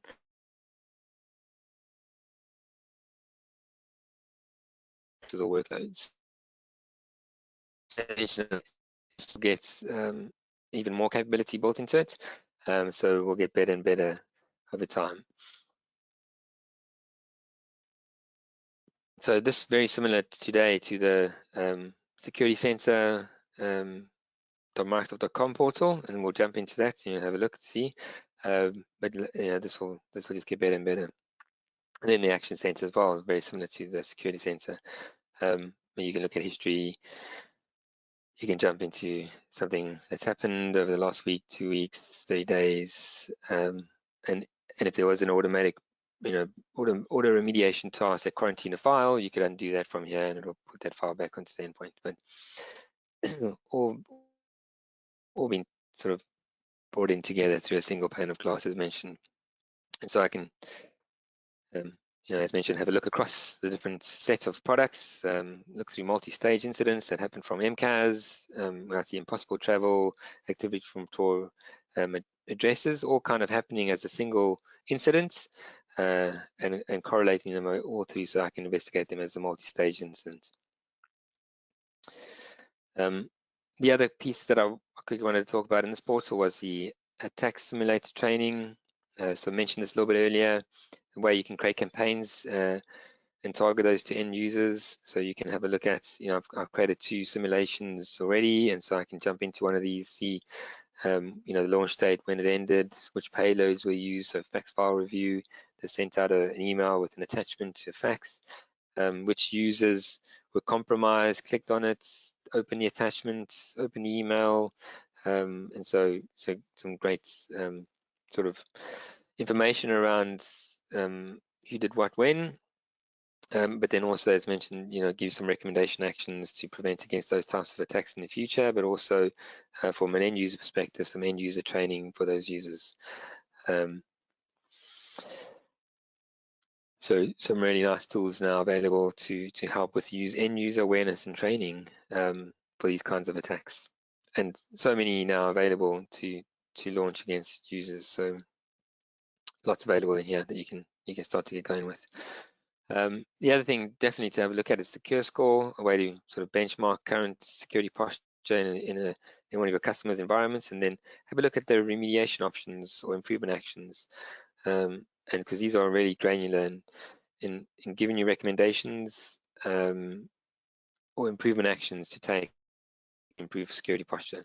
And I see now they've also included a have license piece, so whether or not you license for that capability, go and have a look at all the ones that you can turn on, take immediate effect on based on the types of licenses you have.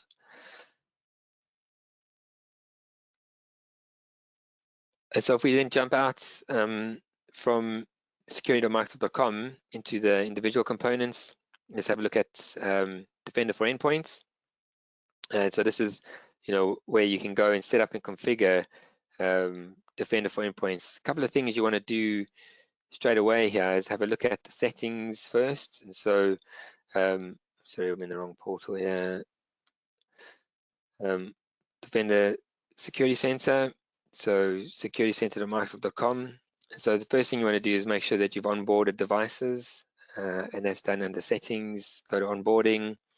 And as mentioned, lots of different endpoints now that can be onboarded into Defender for Endpoints. Windows 10 Server, Linux, Mac, Android devices now as well can be onboarded, but you can jump into one of these. It'll tell you how to onboard that device so that it shows up in Security Center. And once it is, you can run a detection test to make sure that it's reporting correctly into that. But what I do like is the tight integration here once again with Microsoft Endpoint Manager. And so if I chose Windows 10, you'll see Intune is one of those. But literally, you don't have to download the package. You go into Microsoft Endpoint Manager and you turn it on. Just make sure you've turned on the integration settings. So there's a couple of settings you want to turn on under advanced features. So if you go into advanced features, you'll see there's things like Defender for Identity Integration, O365 Threat Intelligence, Cloud App Security Integration, AIP. So all these you want to turn on. And then also the Microsoft Intune integration, which is somewhere.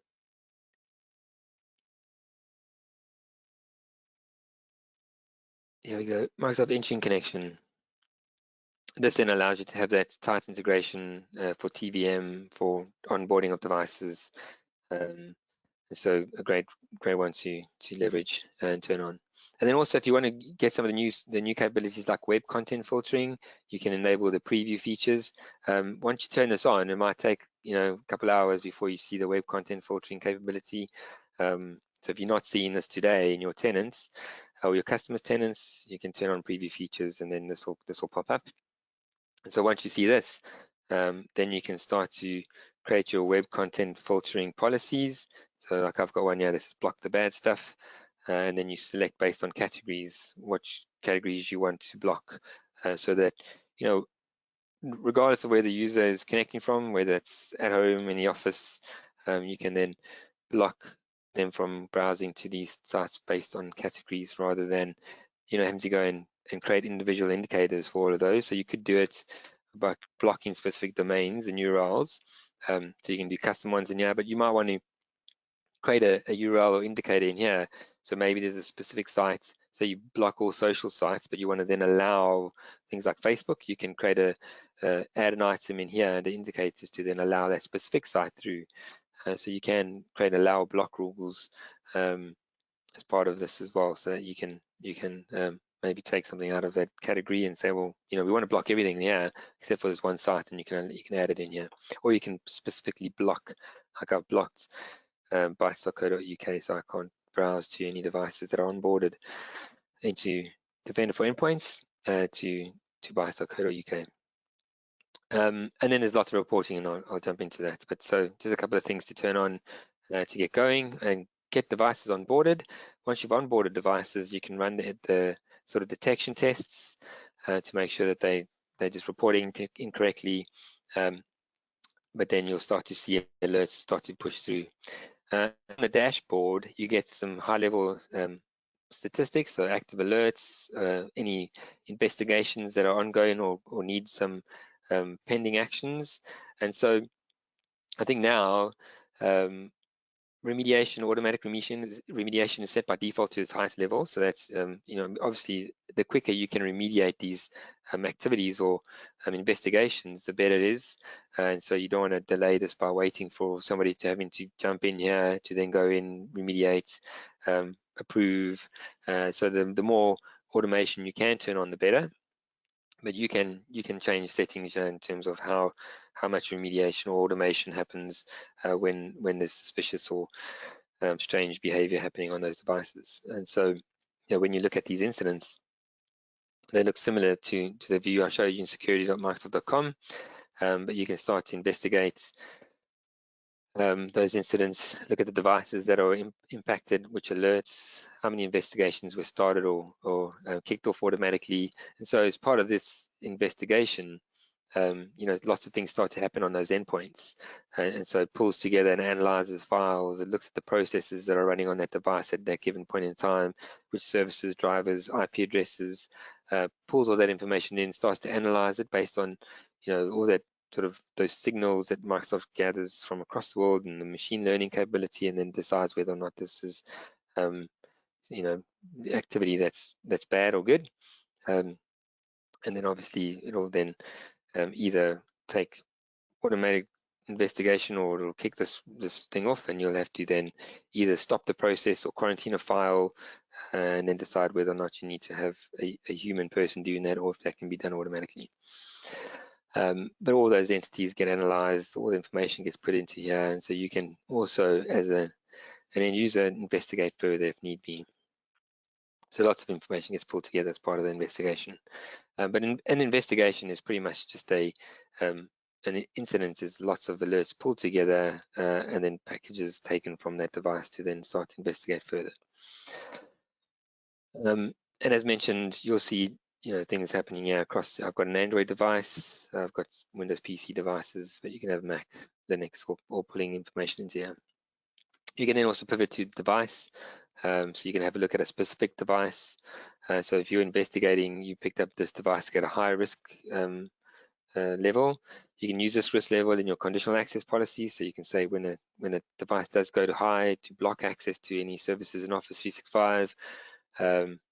You can have a look at the specific alerts relating to this device, the timeline.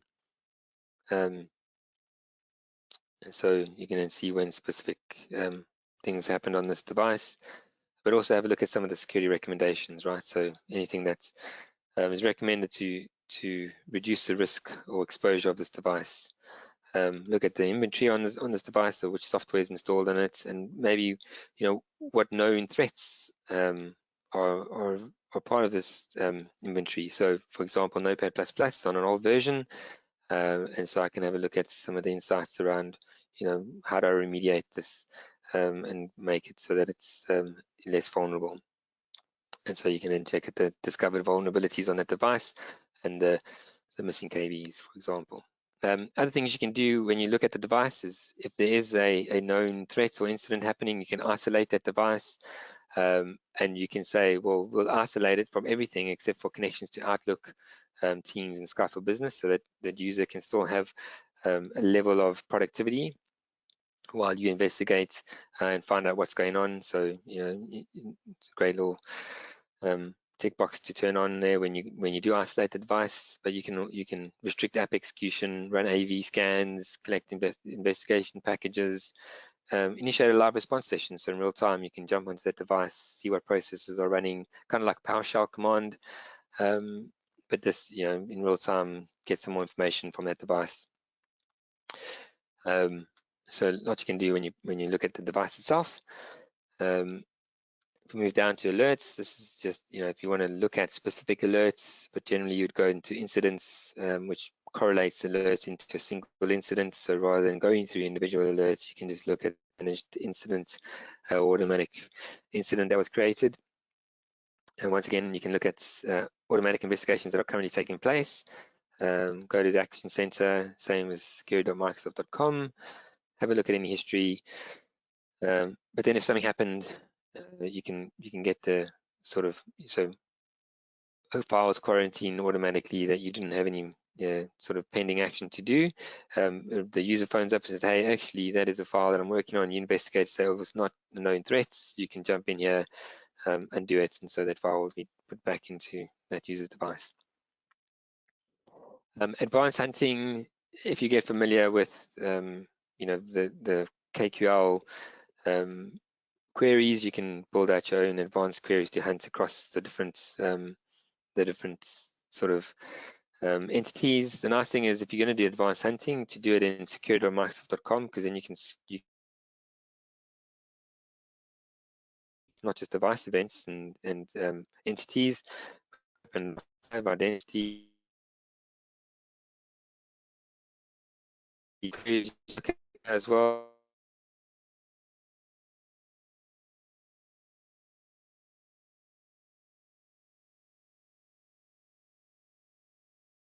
Sorry, Bruce, you appear to have dropped. I think your line's cutting out a bit. Okay. How about now? Sorry, can you repeat that last bit again? Can you hear me now?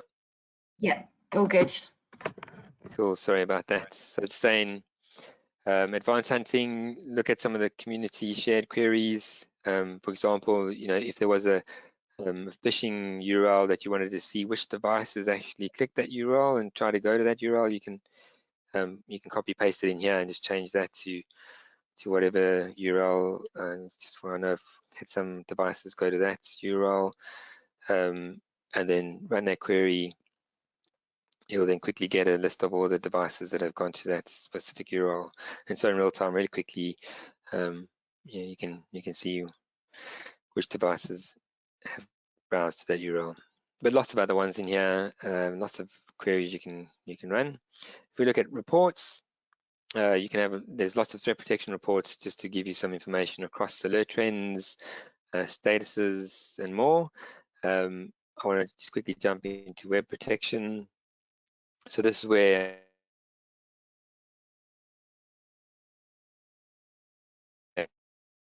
so I can then see, why is it loading? I can then see, which users have tried to browse to some of these blocks or content filtering blocks that I've put in place, so I can get some information around this.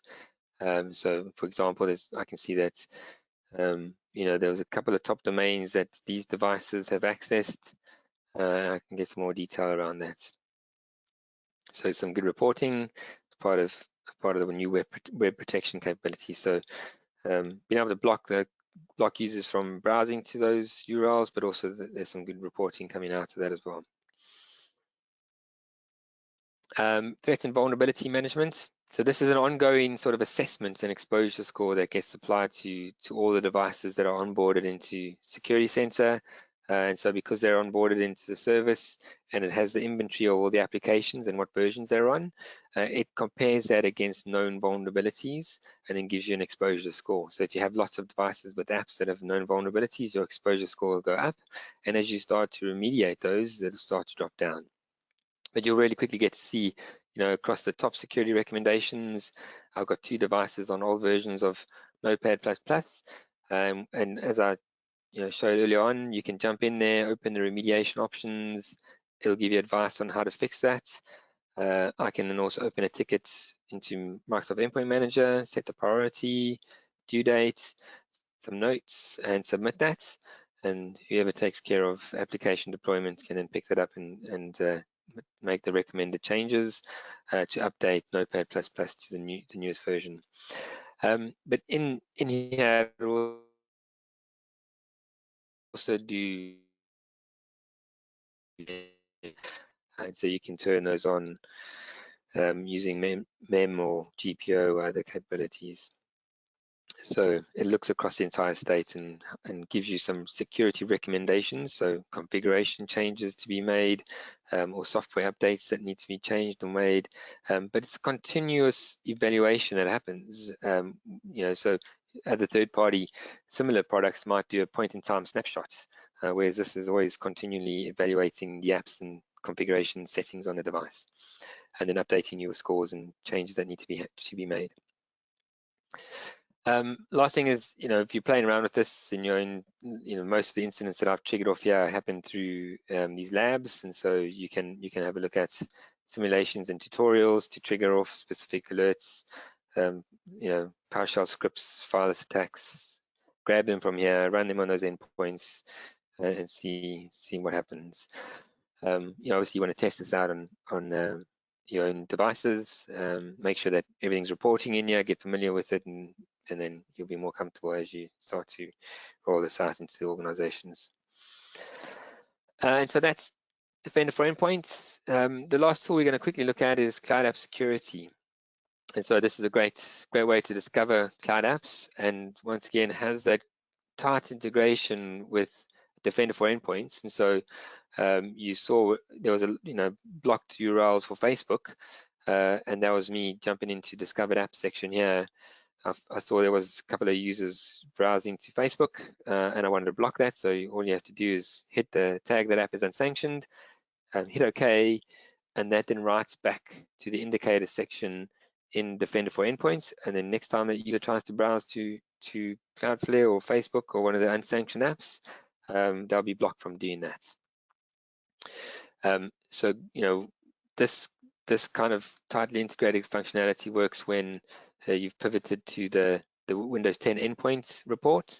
Obviously, if you've uploaded proxy files or log files from firewalls, that's a snapshot report that you can have a look at, data from users that have browsed to those sites from your network. But I like the Windows 10 endpoint users report because it's also continuous report. It's updated daily, and you don't have to have any specific agents running on those devices to bring this data in, or you don't have to upload any proxy files or log files to get all this info. And so you'll be able to start to see discovered apps, IP addresses, users, and devices that are accessing these cloud apps. So lots of information here. Or you can even just go to the Cloud App Catalog, and maybe you want to have a look at a specific app and see what sort of compliance and regulatory, so Microsoft score all of these things. As an end user, you can jump in here and say, well, actually, we do have ISO 27017. Submit a change request. Microsoft will investigate, and if they see that you do have it, they'll change that for you as well. So a great way to evaluate apps, but also to you can do things like create a policy that says, if I pick up a user that browses to an app that falls in the risk score of 5 or less, to automatically unsanction that app. And so then any user that browses to any SaaS application that has a bad risk score, I can automatically get it to tag that and write that back to endpoints and then block users from going there. So that all gets done through policy here, and so you can create a new policy that relates to app discovery policy and say anything that's 5 or under, block users from going to that. So really great tool to leverage there. Other policies you can create are things like I mentioned around session policy in combination with conditional access. And so this is where you might want to create a policy that says, give it a name, and you might want to say here, we want to do control file download with inspection. And so then you can do things like when they download, you want to apply a classification label and protect content.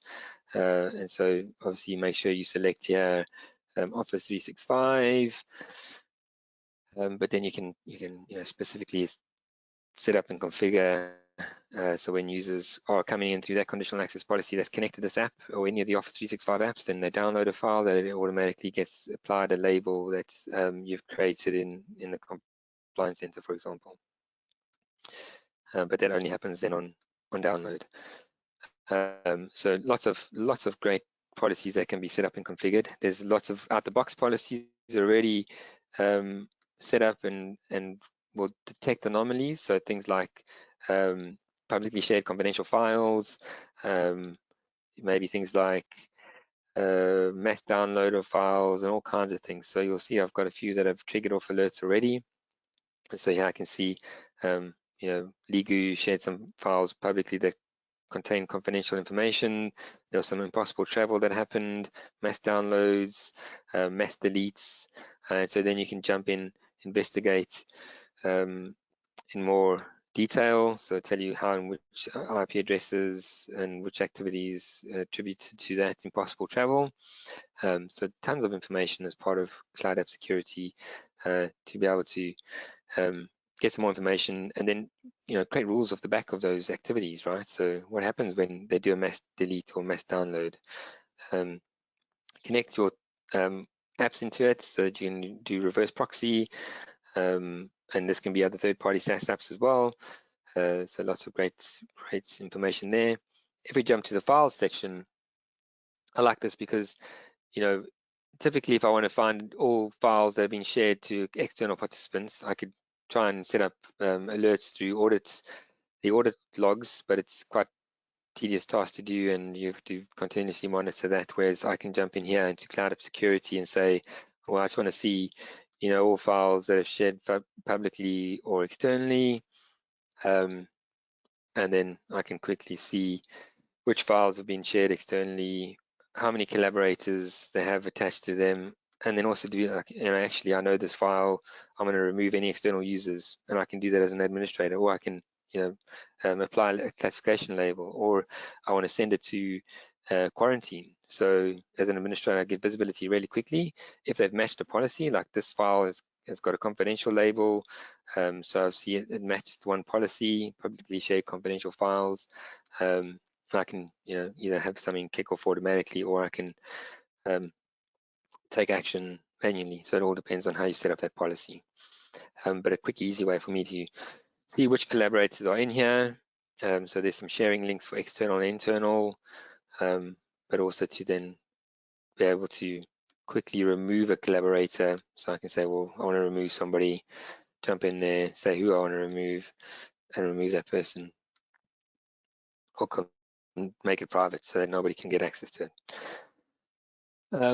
So great tool for lots of different things. I think to explore Microsoft Cloud App Security would take us an hour alone. And I know we've kind of run out of time, and I want to leave a couple of minutes for Q&A if there is any. So with that, I think I'll pass it back to Danny and wrap up with the demo.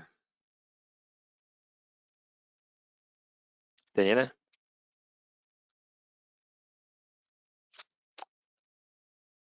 Hello? Hi, sorry about that. I was just trying to fiddle about with the sound. Perfect. Let me just take the, I was just on mute. Bear with me 1 second. Okay. Great. Okay, thank you for that, Bruce. That informative presentation around security on Microsoft 365. I hope you all enjoyed listening to that and you found it very useful and valuable. Before we conclude this webinar today, I'd like to reach out to you all and ask for a couple of questions. Any questions you may have on any of the content that Bruce has covered, or any questions around the demos that he's presented, just any sort of questions you may have, please drop it into the question box, which should be at the bottom right hand side of your screen. I'll give you all a couple of minutes to have a think and let us know if you have any questions.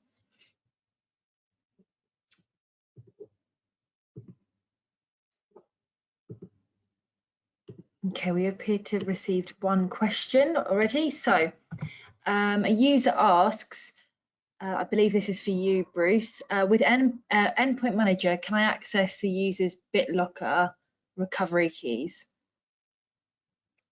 Yes, I think that's a great question. So if you want to manage BitLocker recovery keys through Endpoint Manager, you certainly can do that. As part of setting up the encryption piece, you can make sure that encryption keys are saved in Azure Active Directory, as well as manage recovery keys through through Endpoint Manager. So if you pivot to the device, you'll see there's a recovery key section there,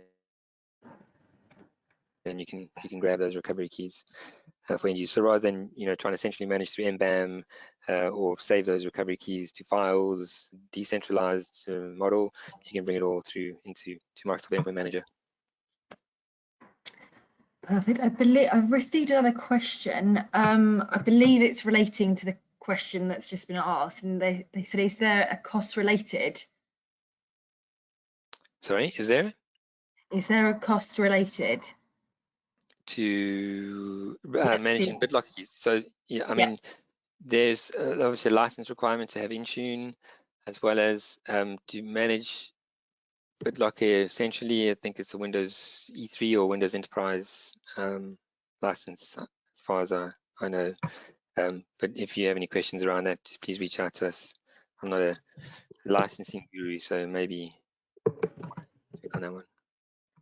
Okay, brilliant. I believe one of our speakers appears to be muted.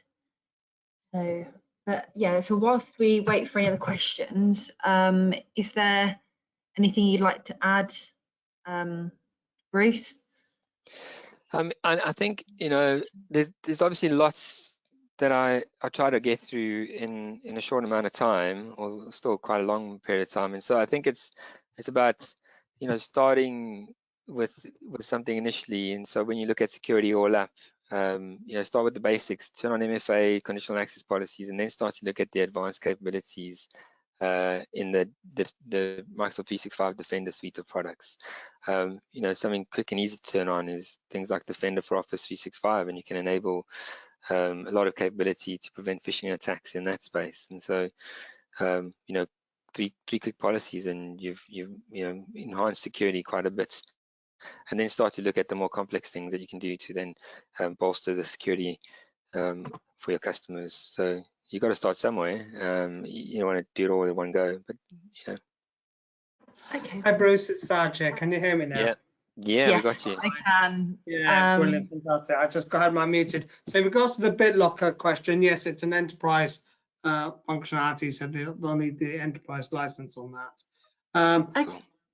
What I always find, and Bruce, correct me if I'm wrong here, when I'm talking to customers think this is really easy to switch on, and we can bring out those policies. The big value and the big help that you're going to help with your customers is that consultancy period of understanding their environment and understanding what their security policies are. A lot of the times when I talk to companies about data and implementing a retention policy or whatever, they have no idea of what that retention policy is and why they would want that. Okay, so helping those customers coming up with those ideas, compliancy policies, sensitivity labels, what does conditional access look like? That's the value add you're going to add to your customer. Would you agree with that, Bruce? Absolutely, Sajid. I mean, there's so much to consider, and so having somebody who knows all about those considerations, what impact it might have when you turn on a config profile or policy, or we spoke about the security baselines, and I think just turning those on, you need to know what's going to happen behind the scenes when you do that, and so that's where the value add comes in, I guess. Yeah, and I guess the other thing is, for if it was me listening into this for the first time, again, understanding which workloads complement the other workloads. For example, you talked about quite a lot about endpoint protection and about conditional access, but how those two really work together. So, for example, you talked about that conditional access. Is this device an authorized device? If the answer is no, then go to endpoint protection, get it authorized, and then come back to me. Do you agree with that as well? Yeah, 100%. And that's why I think there's lots of value in getting those devices enrolled into Intune, so you can use compliance status for device-based conditional access policies, and make sure those devices are managed, compliant, up to date, latest AV on them, latest patches and Windows updates and security settings. before they get access to any content in 365. Yeah, totally agree with it. And I think what we're saying to you guys out there, we know it's 4:30, so we know it's time to close up. But there's so much to go into this. I guess the next step for us, or to ask you guys, is if you are interested in knowing more about this or understanding how to present a security conversation, then sign up for one of our workshops. And what we'll do is hold your hand in delivering those workshops. And I think those are some delivered by us. Is that correct? It'd be you and me, Bruce, would it? Yeah, I mean, I guess it depends on what type, but yeah, certainly something we can discuss. Yeah, absolutely. That's it for me. Perfect. I've just got another question relating to the Endpoint Manager. So someone asks, with Endpoint Manager, can you push our company customized Windows 10 OS package to image brand new machines? So, I mean, I think when you use Endpoint Manager, you've got to think of it in a different way. It's not something you're going to create a golden image for and then deploy to end users. That's where you'd leverage Config Manager to build a golden image, use task sequences and deploy. Endpoint Manager and Autopilot is kind of out the box OEM OS, send it to the end user, and then you set that OS up to be compliant and to have the settings and configuration settings and apps on it when it gets to the end user. So it's a different way. It's the new modern management style rather than golden image deploy. So you take the OEM'd version of Windows. It gets shipped to the end user. Once Windows Autopilot downloads on that device, it'll start to set it up and configure it the way you've set it to do in Intune. So the apps, the configuration profiles and settings, and secure it, manage it, set it up the way it needs to be set up. You hope in most instances these days that the vendor knows what's the best settings on that OEM build, and so using that build and then enhancing settings, configurations, and apps is the best way to do that. Absolutely agree with you, Bruce, 100%. And there are a lot of OEM add-ons that you don't really want on your machines, and you can get rid of those very easily. But if you are saying that you do want a golden image, if you're saying, no, guys, I really want this, I guess, would you agree with me, Bruce? Maybe the white glove scenario? Yeah, or I mean, set up co-management with Config Manager, and you still use Config Manager to do the golden image deployment, and then anything outside of that, you can flick across the workloads to managed by Endpoint Manager. So you can, completely set up the integration between Config Manager and Endpoint Manager in Tune. I guess what we're trying to say here is the answer is you could do it, okay?